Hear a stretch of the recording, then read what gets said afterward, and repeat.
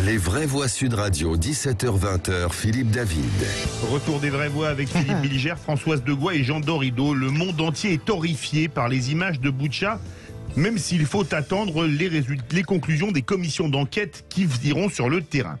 La guerre a commencé en Ukraine il y a 1 mois et demi et pourtant la guerre continue nonobstant les sanctions.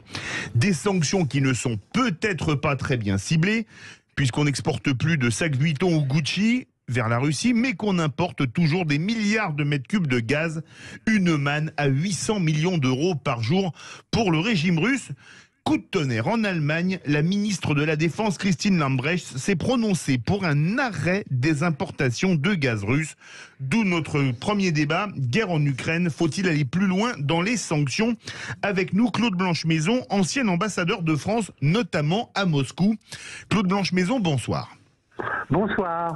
Bienvenue sur Sud Radio. Manifestement, les sanctions n'ont pas eu et n'ont toujours pas beaucoup d'effet. Non, parce que leur objectif, c'était de faire changer Vladimir Poutine de ligne, de lui imposer un cessez-le-feu et l'amener à la table de négociation. Et manifestement, ça n'a pas marché. Alors, effectivement, les images atroces que l'on voit depuis hier sur les massacres qui ont eu lieu, provoquent l'idée que peut-être il faudrait renforcer les sanctions. Je ne crois pas que ce soit très utile. Ce qui serait plus utile, c'est en effet qu'il y ait des commissions d'enquête, puisque les Russes disent que ce n'est pas eux qui ont commis ces assassinats atroces. Eh bien, ils devraient être pour les commissions d'enquête. Je crois d'ailleurs qu'ils sont d'accord pour qu'il y ait une réunion du Conseil de sécurité des Nations Unies à ce sujet. Pardonnez-moi, monsieur l'ambassadeur, je sais pas, vous avez le titre d'ambassadeur de France, non? Permanent ou pas? Enfin, non, alors je vous appelle quand même monsieur l'ambassadeur. Je crois que les Russes eux-mêmes ont demandé la réunion au Conseil de sécurité. Donc c'est absolument, oui. C'est eux-mêmes qui l'ont demandé. Moi, je voulais parler avec vous d'un point très précis. C'est vrai que tout ça a l'air extrêmement accablant et il y a très peu de doutes, mais la réalité, c'est que c'est vrai que l'opinion est un peu rafraîchie par toute la manipulation qu'il y a eu sur Timisoara, par exemple. Donc voilà. il y a toujours ce recul que nous avons avec l'idée que tout ça a servi de prétexte aux frappes de l'eau. Oui, vous m'entendez? Oui. Mais oui. Je voulais juste qu'on appuie, si vous êtes d'accord, sur une chose, c'est-à-dire que Vladimir Zelensky parle de génocide et évidemment la plupart des nations parlent de crimes de guerre parce que génocide signifierait une obligation quasiment pour les alliés d'intervenir. C'est cela ou pas? Écoutez, génocide, ça a un sens bien précis. Oui, génocide, c'est la suppression d'un peuple sur des critères ethniques. Et par conséquent, en effet, techniquement, ça n'est pas un génocide. C'est un crime de guerre, sans doute, mais ça n'est pas un génocide. Non, mais on est d'accord sur la stratégie diplomatique de Vladimir Zelensky là-dessus. On est bien d'accord. Alors effectivement, parce que génocide, c'est un mot évidemment terrible, mais on peut parler de génocide à propos de la Shoah. Hitler, en effet, avait un projet de suppression des Juifs, de la même manière qu'on parle de génocide pour les Arméniens dans le contexte de 1915. La persécution qu'ils ont suivie avec Atatürk. Philippe Billigère. Monsieur l'ambassadeur, il me semble que le terme génocide a été utilisé par le président Zelensky non seulement à cause de cette barbarie, mais pour l'ensemble des opérations mises en œuvre dans l'Ukraine depuis le début. Et ça ne justifie peut-être pas davantage le terme de génocide. Mais je voudrais vous demander, vous interroger, est-ce que vous pensez également que si cette barbarie est en effet imputable au pouvoir russe, est-ce que elle peut être le résultat de groupes de sections militaires spéciales qui sont totalement désorganisées, quasiment en indiscipline et qui se permettraient des actes atroces de cette manière, sans qu'on puisse donc relier forcément ce désastre humain à une instruction directe de Vladimir Poutine? Oui, je suis assez largement d'accord avec ce que vous dites. En effet, on ne sait pas qui a commis ces crimes atroces, et c'est pour ça qu'il faut absolument qu'il y ait des commissions d'enquête et que l'ONU se saisisse du sujet. Bien sûr, ça peut être l'armée régulière russe, parce que on sait que l'armée régulière russe est peut-être très brutale, elle l'a montré à plusieurs occasions, et on sait aussi qu'elle a des problèmes de commandement, puisque vous le savez que dans l'armée russe, il n'y a pratiquement pas de sous-officiers, il y a les hommes de troupe et les officiers, ce qui est très différent du système français, par conséquent rend le commandement et le maniement relativement difficile. Deuxièmement, ça peut être, comme vous l'avez suggéré, des groupes, des milices ou des groupes ayant une certaine autonomie, comme les groupes tchétchènes qui viennent se battre pour appuyer les troupes russes, ou bien, pourquoi pas, des Wagner. Après tout, tout est possible. Mais ça peut être aussi une armée qui se retire et qui laisse des éléments derrière elle pour assurer la protection de son repli. Et ces éléments, en effet, mal commandés, mal contrôlés, sont atteints d'une espèce de folie meurtrière. On a vu ça aussi au Vietnam avec l'armée américaine, on a vu ça dans d'autres occasions. Il faut qu'une commission d'enquête le détermine. Jean Dorido. Oui, non, bah c'est vrai que ça laisse sans voix de voir, enfin, il y a ces images, quoi, qui nous arrivent comme ça de plein fouet, de voir à quel point ça ne change pas, en fait, avec le temps, quoi. La barbarie reste toujours possible, en fin de compte, quelles que soient les époques, quels que soient les théâtres d'opération. Et, oui, non, ma question, effectivement, c'est, je vous entends évoquer des possibilités. C'est vrai qu'on ne sait pas qui étaient ces soldats russes implantés à Boutcha. Est-ce que c'était des Tchétchènes? Est-ce que c'était effectivement des Wagner, etc. Et selon vous, les informations que vous avez, la connaissance que vous avez de ce terrain, est-ce que certaines hypothèses vous semblent plus probables que d'autres? Moi, je crois que tout est possible. Et c'est pour ça qu'on peut difficilement échafauder des hypothèses. En fait, le fond de la question, c'est que l'abomination, c'est la guerre. Et que la guerre peut assez facilement engendrer ce genre de massacre, ce genre de choses atroces qui effectivement sont totalement insupportables. Et dans le fond, c'est là où il y a quand même une responsabilité du gouvernement russe. C'est quand même le gouvernement russe qui, le 24 février, a décidé d'envahir l'Ukraine. Et cette invasion, compte tenu de ce qu'on sait, en effet, de la cohésion des troupes russes, de ces modes d'action, ce qu'on sait des milices qui gravitent autour de l'armée, ce qu'on sait aussi des Tchétchènes qui ont été appelés en renfort, des Wagner qui ont aussi été appelés en renfort, ouvre tout un tas de possibilités. Mais il y a aussi des possibilités autres. Et lorsque les Russes disent qu'ils n'y sont pour rien, eh bien la commission d'enquête de l'ONU le déterminera. Il est possible aussi que des éléments ukrainiens soient sortis de leurs ordres, de leur commandement, et massacrer des gens. On n'en sait rien aujourd'hui. On n'en sait rien. Tout ce qu'on sait, c'est que c'est l'horreur, et que cette horreur, c'est l'horreur de la guerre. Il faut que cette guerre cesse, il faut qu'il y ait un cessez-le-feu, et que ce cessez-le-feu soit imposé par le Conseil de sécurité et par les grandes puissances. Bien sûr, les Russes s'y opposeront. Mais enfin, de plus en plus, on voit quand même la Chine s'interroger sur cette aventure et sur les inconvénients qui peuvent en résulter pour elle. Philippe Bilger veut réagir. Monsieur l'ambassadeur, les autorités ukrainiennes ont donné l'identité, selon elles, et les détails des sections et des groupes spéciaux qui auraient opéré pour commettre cette barbarie. Est-ce que vous pensez que ces autorités ukrainiennes sont totalement crédibles, ou est-ce qu'elles sont capables, elles aussi, d'instrumentaliser quelque chose ?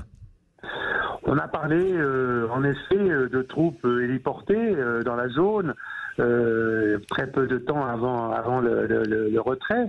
Mais est-ce que ça veut dire que ce sont ces troupes-là? D'ailleurs, quelles étaient ces troupes?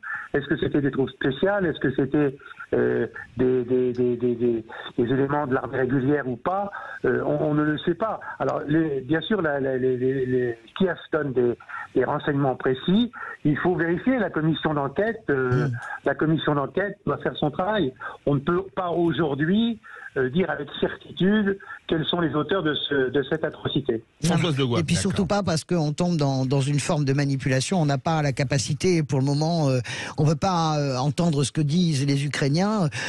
On verra aussi quand tout sera retombé, parce que maintenant, il faut être binaire. Vous êtes d'accord, monsieur l'ambassadeur? Il y a le camp des bons et des méchants parce qu'on est dans le feu de l'action. Oui. Mais à un moment donné, quand le précipité sera retombé, on verra aussi que le régiment Azov a commis des exactions probablement épouvantables à Mariupol.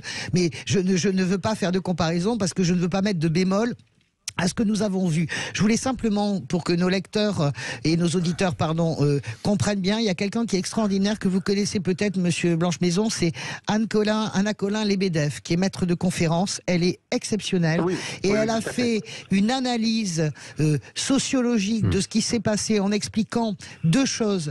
Les soldats russes sont extrêmement jeunes. Ils sont souvent issus de milieux provinciaux. Et de milieux modestes. Ils ont été catapultés dans cette guerre sans vraiment savoir.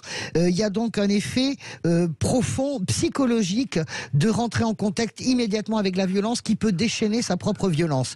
Problème également sur les officiers et la culture de la violence dans l'armée russe, notamment avec les violences infligées en Tchétchénie. Et donc elle dit, parce que c'est formidable ce qu'elle dit, il faut vraiment se poser, regarder l'ensemble des données, évidemment pour condamner, ça c'est un premier point, mais ensuite bien comprendre quelle est la mécanique qui peut entraîner des jeunes soldats russes, souvent provinciaux, même de l'armée régulière, issus de milieux modestes, qui se rendent compte finalement qu'ils vont envahir un pays alors qu'ils ne sont pas au courant. Et qu'est-ce que ça donne comme déchaînement de violence dans la tête et dans les faits. C'est passionnant. Elle s'appelle Anna Colin-Lebedev, elle est extraordinaire. Claude Blanche-Maison. Je partage tout à fait ce que vous venez de dire. Et on a bien dit que les jeunes recrues russes ne savaient pas ce qui leur arrivait. Ils étaient projetés dans un univers auquel ils n'avaient pas du tout été préparés. Et ça peut provoquer, évidemment, des réactions de peur et par conséquent de violence. Et chez les officiers, il y a aussi, bien sûr, le souvenir de la Tchétchénie pour beaucoup d'entre eux. Et là aussi, l'absence pratiquement de sous-officiers est un handicap tout à fait important pour l'armée russe et pour sa capacité d'action dans des conditions normales. Et sans oublier, sans oublier le fait... Le droit de la guerre est un moindre mal, et que quand on parle de crimes de guerre, c'est très utile, c'est très bien, il faut poursuivre les auteurs de crimes de guerre, mais il faut surtout, par tout moyen, arrêter cette guerre. Une guerre en 2022 au centre de l'Europe, c'est une absurdité totale, c'est un anachronisme total, c'est inacceptable, et c'est ça qu'il faut, je crois, traiter.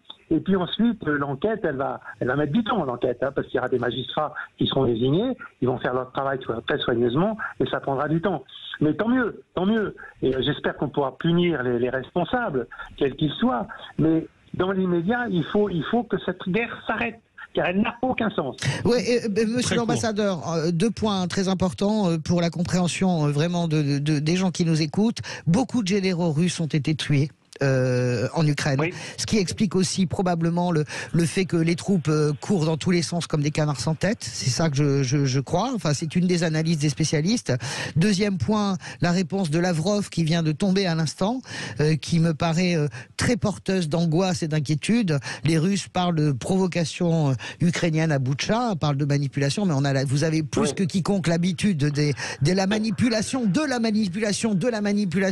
des Russes, mais quand même je pense que cet effet-là peut avoir un effet tout à fait terrible dans la suite de cette guerre, en fait. Qu'en pensez-vous? C'est-à-dire une riposte russe encore plus puissante et violente, quoi. Je crois que pour le moment, les Russes sont en train de réorganiser leur dispositif et dans le fond, à part les bombardements, parce que ça, les bombardements par l'air ou par la mer ou par l'artillerie vont évidemment continuer, mais pour le reste, pour ce qui est des troupes terrestres, ils sont dans une phase de réorganisation et ils ont probablement besoin de souffler, de faire des relèves. Et puis comme vous l'avez dit, il y a des problèmes de commandement avec des généraux qui ont été tués, peut-être certains qui ont été démis de leurs fonctions, et par conséquent, ils ont besoin d'un moment pour réorganiser leur dispositif. Alors, Zelensky joue son jeu, il dit que voilà, c'est les Russes, et le gouvernement russe joue son jeu en disant que c'est une manipulation des Ukrainiens. C'est tellement horrible de jouer avec ce que l'on a vu, avec ces images, que c'est inimaginable, si vous voulez. Enfin, moi, je vois dans le fait que les Russes demandent une réunion de Conseil de sécurité pour qu'on puisse y voir clair, qu'on puisse déterminer, qu'on puisse nommer une véritable commission d'enquête avec les pleins pouvoirs, quand même une lueur d'espoir. Mais la lueur d'espoir, encore une fois, ne viendra que lorsque le cessez-le-feu sera déclaré. Et pourquoi continue-t-on à négocier à Istanbul, quelquefois par Skype ou par Zoom, interposé, alors que cette guerre continue? C'est absurde. Vrai sujet, on continue d'en débattre dans quelques instants. Guerre en Ukraine, faut-il aller plus loin dans les sanctions? Vous êtes 89,7% à dire non. Les vraies voix Sud Radio, 17h-20h, Philippe David. Retour des vraies voix avec Philippe Billiger, Françoise Degois, Jean Dorido. Notre premier débat, guerre en Ukraine, faut-il aller plus loin dans les sanctions? Vous êtes 89,5% à dire non. Avec nous, Claude Blanche-Maison, ancien ambassadeur de France à Moscou. Claude Blanche-Maison, comment faire pour que les sanctions soient efficaces? Le gaz, comme le dit la ministre de la Défense allemande, qui a dit qu'il faut arrêter d'acheter du gaz, c'est le nœud gordien. Je rappelle que ça rapporte à la Russie 800 millions d'euros chaque jour. Oui, mais j'ai l'impression que le chancelier allemand n'est pas de l'avis de sa ministre de la Défense. Donc là-dessus, je ne suis pas sûr que la position allemande soit celle d'un embargo sur le gaz. Le chancelier Scholz a dit que l'Allemagne ne pouvait pas à court terme se passer de ce gaz.